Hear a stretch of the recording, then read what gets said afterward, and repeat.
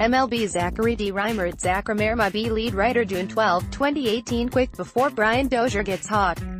Jeff Roberson, Associated Press. Sometimes you have to aim low to get high. With that, we are going to pinpoint a buy low candidate for each of Major League Baseball's 30 teams ahead of the July 31st trade deadline. For buyers, these are major leaguers who could get hot in the stretch run and or turn into productive players in the long run.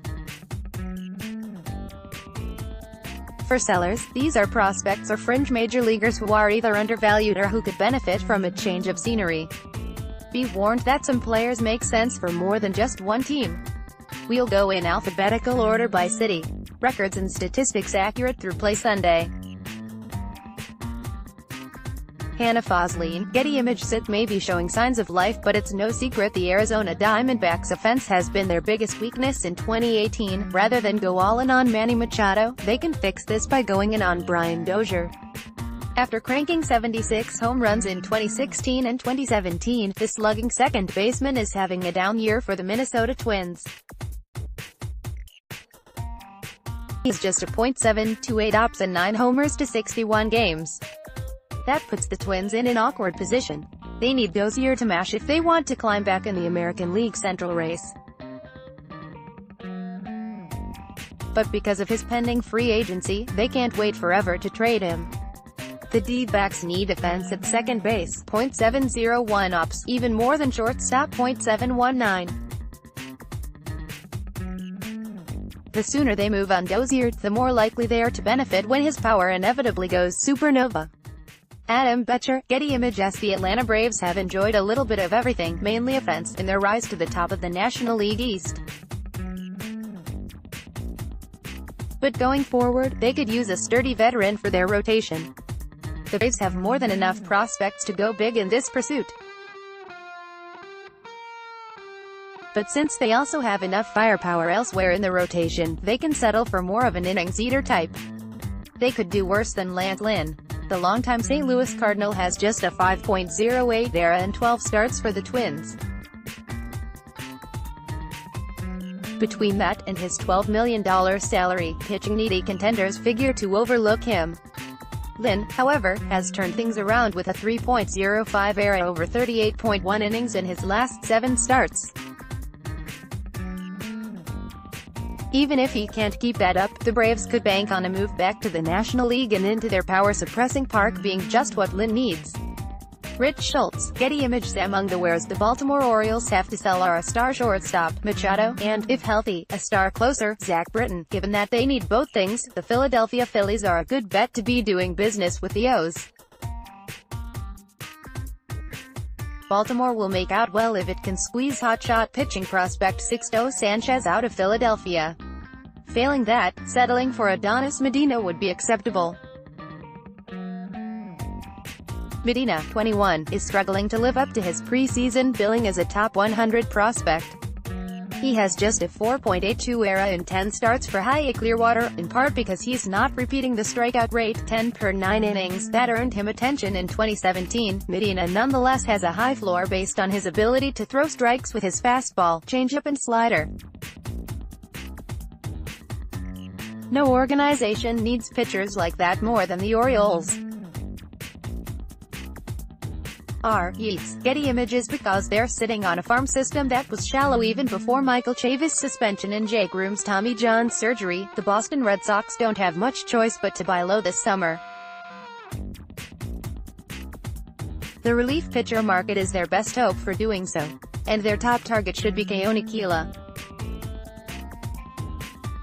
It'd be tough for the Texas Rangers to market him as an upgrade. He has a modest .424 ERA in 25 appearances, in part because of his vulnerability against left-handed batters. 1.008 ops. Kela's solid 3.2 strikeout-to-walk ratio, however, points to his upside. He's also been death on right-handed batters to the tune of a .406 ops. The latter talent would be valuable to a club that must be prepared to face Aaron Judge, Giancarlo Stanton, Gary Sanchez, Jose Altuve, Carlos Correa and George Springer in the postseason. And it wouldn't be a one-time thing, as Keela is controlled through 2021. Michael B. Thomas, Getty Images. The Chicago Cubs have recently been living up to their NL Best plus 89 run differential. As long as they keep doing that, they shouldn't need to make significant moves at the trade deadline. One thing they should be wary about, however, is how their bullpen is walking batters at a higher rate, 4.3 per 9 innings, than any other NL pen. They can seek to fix that with a typically reliable veteran, ideally one who has more than just good control to offer. Thus, Brad Ziegler, the 38-year-old, put up just a 4.79 ERA for the Miami Marlins in 2017, and he's following that with a 6.83 ERA this year. He is, however, walking only 2.3 batters per 9 innings.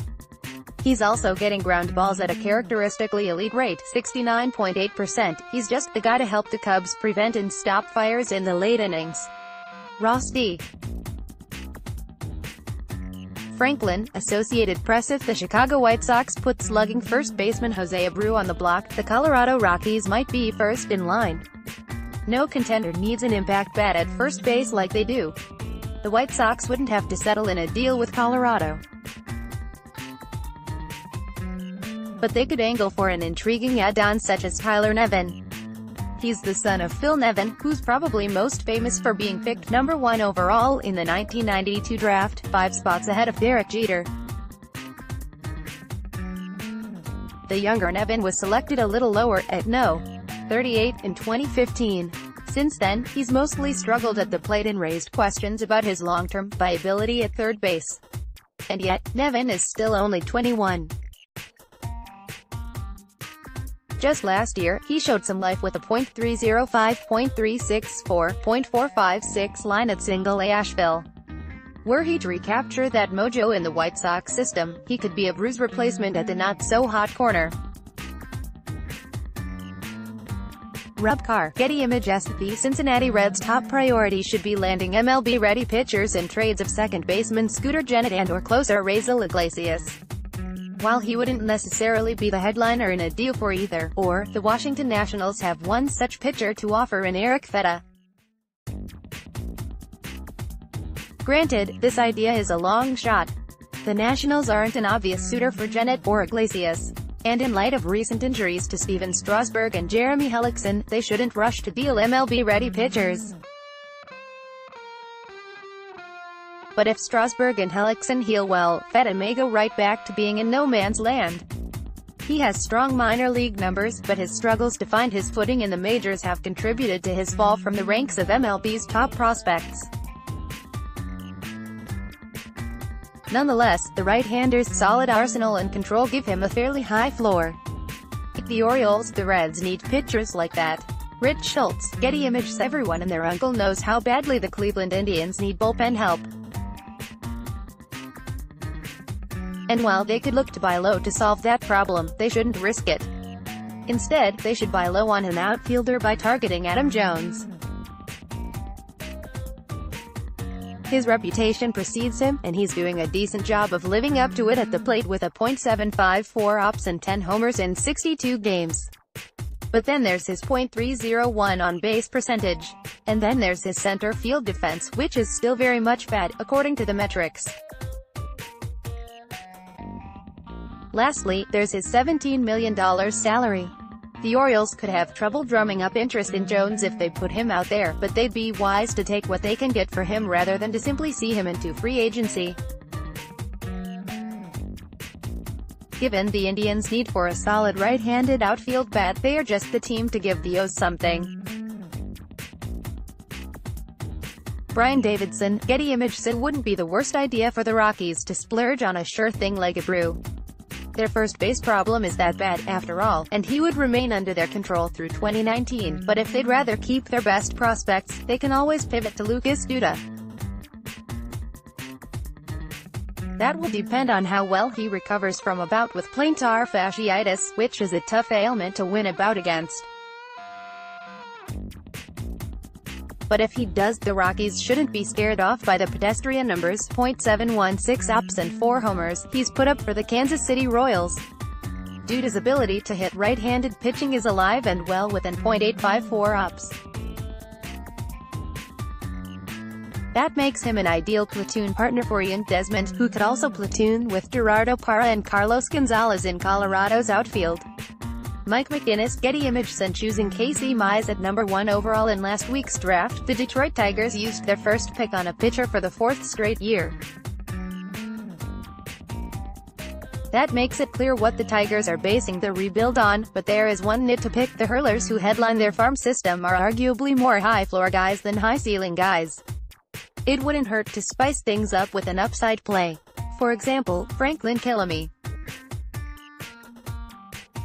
They believe in Killamy over at Baseball Prospectus, but he's had trouble landing on other top 100 lists. He's been inconsistent in the minors, and among the things he has to figure out is a reliable third pitch in control of his lanky 6 feet 6 inches frame. On the plus side, he has "future closer" written all over him because of his blistering fastball and 12-6 curveball. Acquiring him may only cost the Tigers their current closer, Shane Green. Jim McIsaac, Getty Images. The Houston Astros bullpen needs an upgraded closer and could use a better left-hander than Tony Sipp. How about going for 2 birds with 1 stone via Britton? Of course, he doesn't match the usual description of a buy low candidate. He was the best reliever in baseball from 2014 to 2016, and he figures to be in demand this summer if he stays healthy. But for many contenders, Britton may be plan D behind Iglesias, Kelvin Herrera and Brad Hand.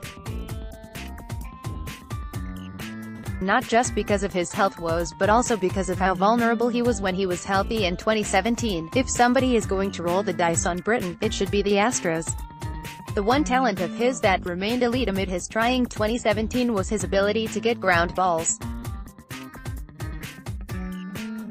That would jibe well with an Astros infield that's permitted just a .230 average on grounders. Carlos Osorio, Associated Press. The Cubs are a sneaky candidate to call the Royals about Herrera. After all, their bullpen could use a guy who's walked 0 of the 89 batters he has faced in 2018. Because of how thin their farm system has become, the Cubs wouldn't be the best trade partner for the Royals.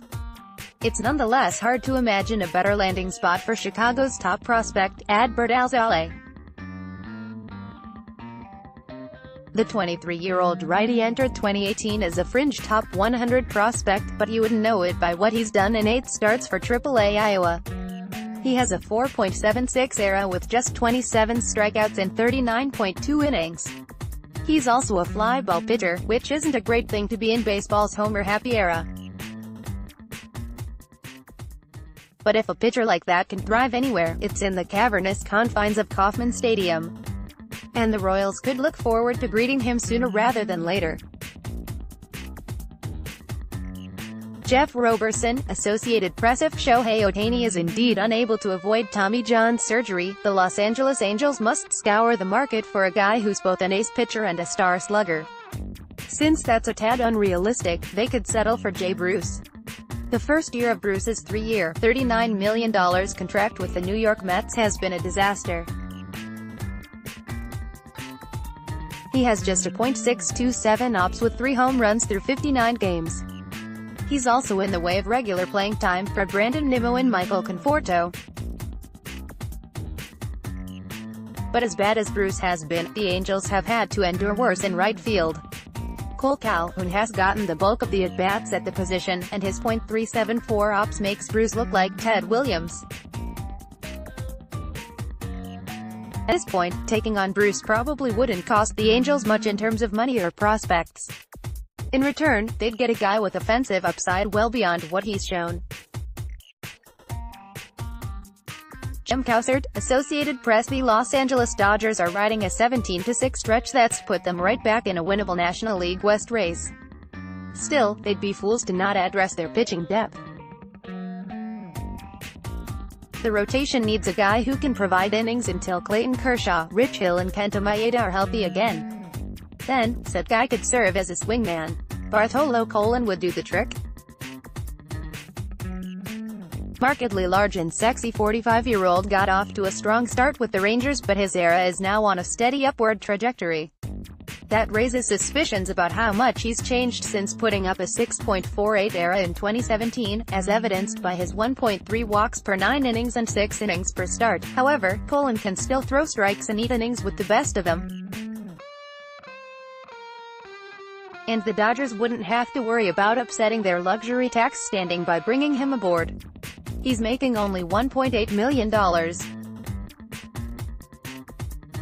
Stacey Revere, Getty Images. The Marlins should look to sell high on JT Realmuto this summer. A somewhat distant second priority will be offloading Starlin Castro and his contract.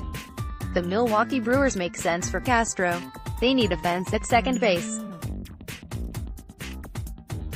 And if they agree to take on his remaining contract, they should be able to save their best prospects for an impact starter. But if the Marlins are going to agree to a contract dump, they should at least get Brett Phillips out of it. The 24-year-old's stock has fallen in recent years, and he isn't helping it with a pedestrian .764 ops at AAA Colorado Springs. He's also blocked from Milwaukee's outfield by Lorenzo Cain and Christian Yelich. But if nothing else, Phillips remains intriguing because of his defensive upside. A guy like that would be an asset at Marlins Park, which has one of the bigger center fields in the majors. Elaine Thompson, Associated Press. Alternatively, Milwaukee could make like Arizona and angle for an upside play on Dozier.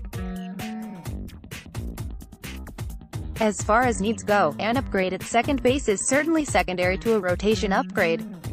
However, the Brewers have enough prospect wealth to aim for something substantial on the latter front. Somebody like Chris Archer, for example, would be perfect. Even as is, Dozier would be a solid fix for a second base position that's produced just a .681 ups. The Brewers can also dream big about what he would mean for their offense if he were to go on one of his trademark hot streaks. They rank second in the NL in homers, so Dozier might make them far and away the circuit's best home run hitting team.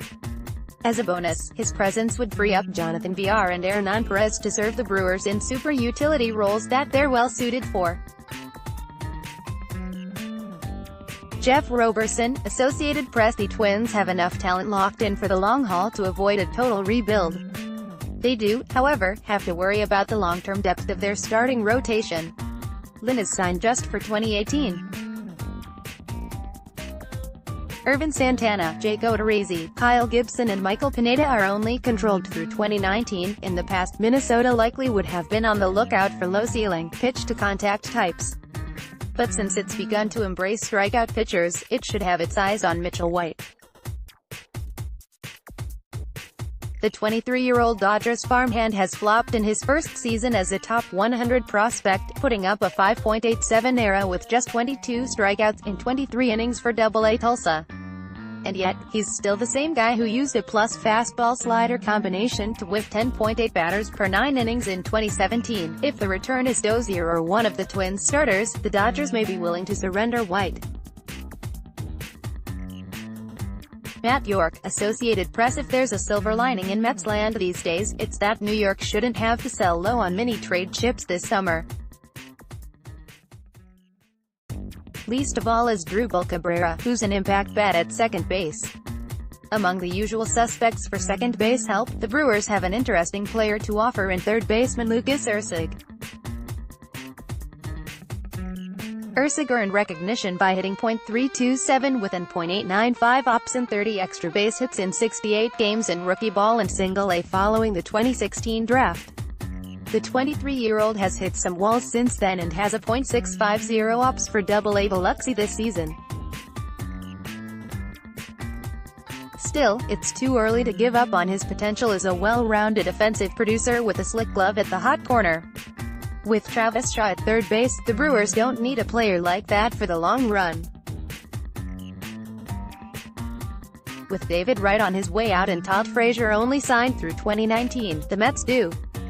John Minchillo, Associated Press. The New York Yankees shouldn't buy low on anyone this summer.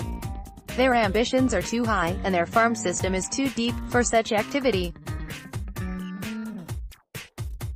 But if they choose to go that route anyway, they might consider old friend Ivan Nova. The 31-year-old found success with the Pittsburgh Pirates after the Yankees effectively gave up on him in 2016, and he parlayed that into a 3-year, $26 million contract. Over the last 2 years, though, his returns include a modest 4.28 ERA over 43 starts. The Pirates would probably be glad to get rid of the final year and a half of Nova's deal. And the Yankees wouldn't eradicate their luxury tax standing. Their rotation would also get a much-needed strike thrower. Nova owns a 1.4 walks per 9 innings rate in a Pirates uniform. In addition, his ground ball habit would play better with the New York infield than the Pittsburgh infield. David Zalabowski, Associated Press. The Oakland Athletics aren't bad enough for a fire sale, yet they're not good enough to avoid selling what parts they must at the trade deadline. It would be like the A's to angle for has-been prospects whose values they might resuscitate. To this end, priority number 1 should be Jeff Hoffman. The right-hander began his career as the 9th overall pick by the Toronto Blue Jays in 2014. He was a centerpiece in the Troy Tulowitzki trade a year later. What's followed is a 5.60 ERA in 3 seasons with the Rockies, plus a modest 4.29 ERA for AAA Albuquerque this year. The inconvenient truth is that Hoffman isn't suited for the altitude of either Denver or Albuquerque.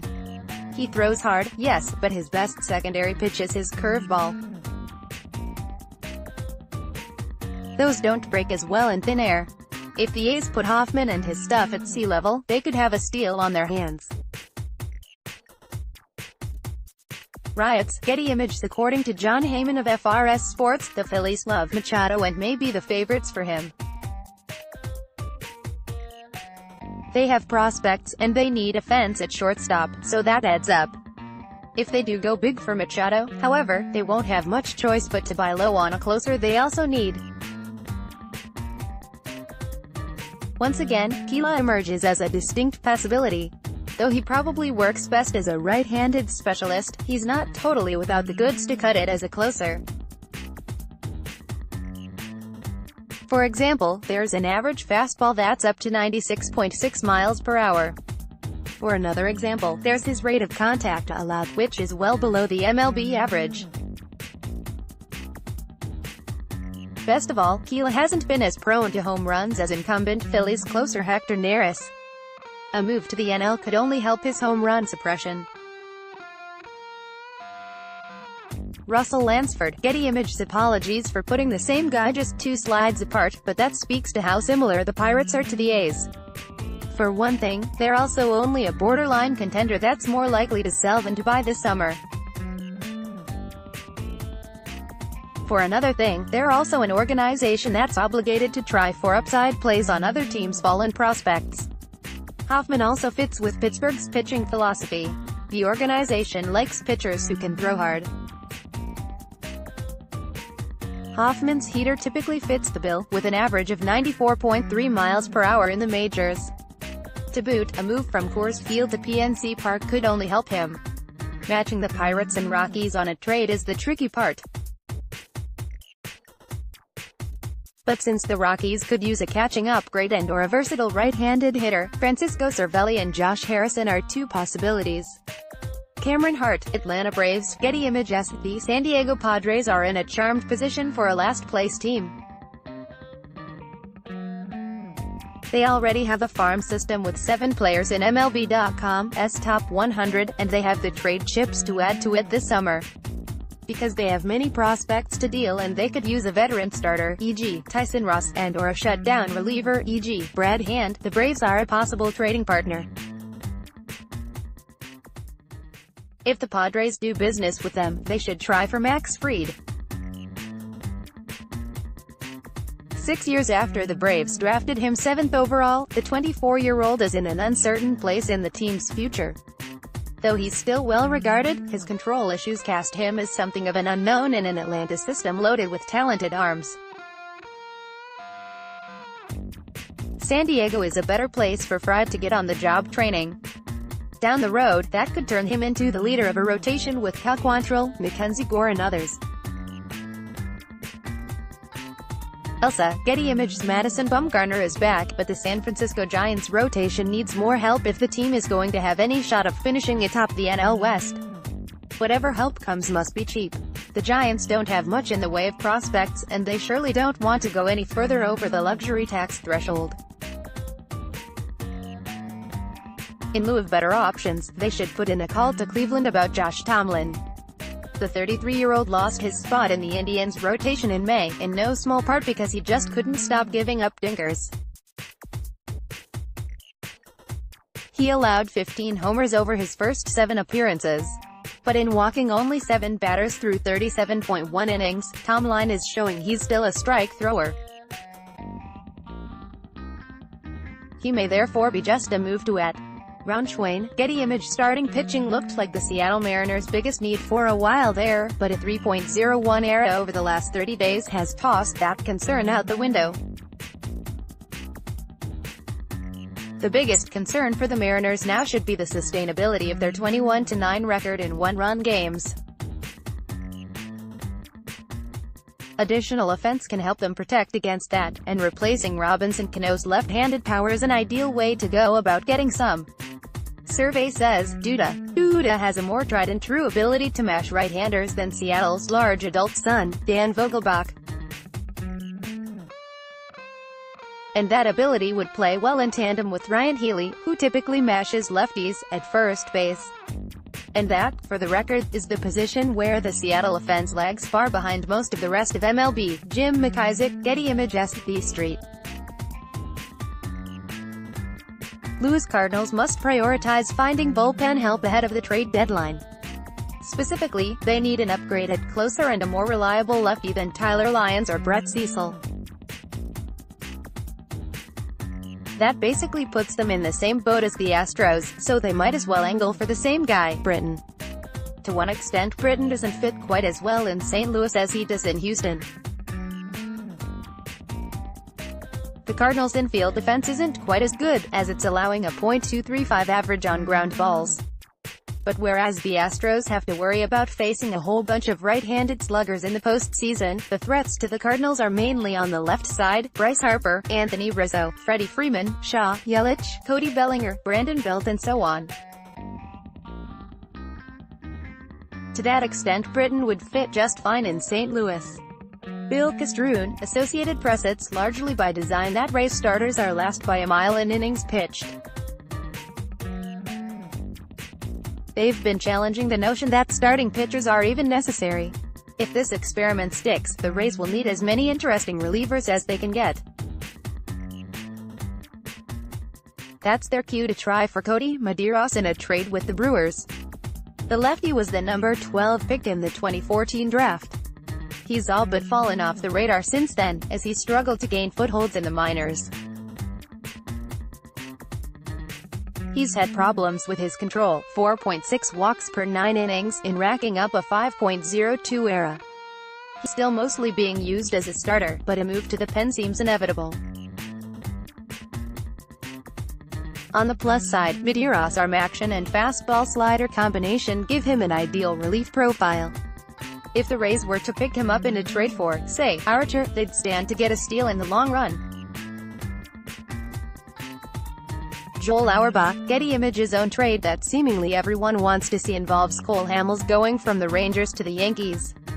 The Rangers might be willing to eat the bulk of Hamels' remaining contract in order to leverage a blue-chip prospect from the Yankees. Instead, a likely compromise involves them eating a lesser portion and making an upside play with one of the Yankees' lesser youngsters.